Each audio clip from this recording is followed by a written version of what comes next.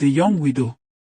Awil stood by the roadside, adjusting the tray of roasted corn on her head while her two children, F and Ovi, clung to her wrapper. The sun scorched her skin, but she had no choice, her babies had to eat. It had been 4 years since her husband, Sergeant Ogonero, left for war and never returned. The military only sent a letter, missing in action. No body, no funeral, no closure. Her in-laws blamed her misfortune on bad luck. Some even suggested she remarry, but Awil refused. Her heart still beat for Ogonero. Until her last breath, she would honor him by raising their children well. She sold anything she could, roasted corn in the morning, groundnut in the afternoon, and akara at night.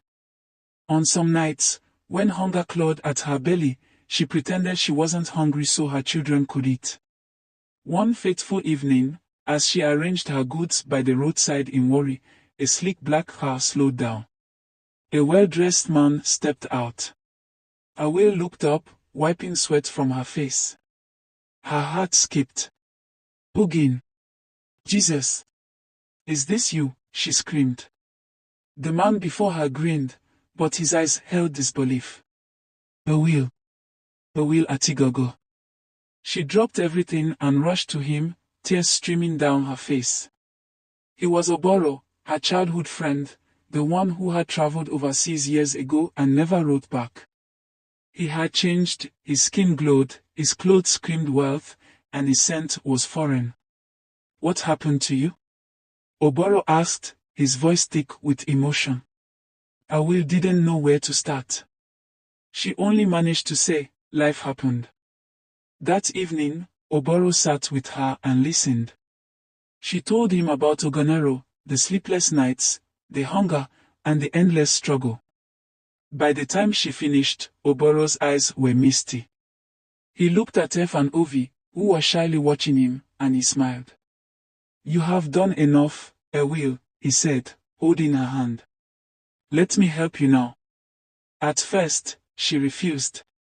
She had learned to survive without begging. But Oboro was persistent. He got them a better house, enrolled the children in school, and ensured they never went to bed hungry again.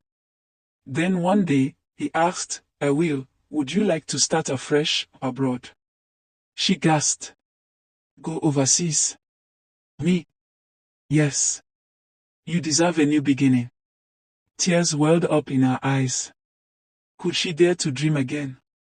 A few months later, Awil and her children stood at Murtala Muhammad International Airport, passports in hand. As the plane took off, she held her children close. She whispered, "Ogonero, I did it. I kept my promise." As the cloud swallowed the plane, Awil let go of the past. The young widow was no longer just surviving, she was finally living.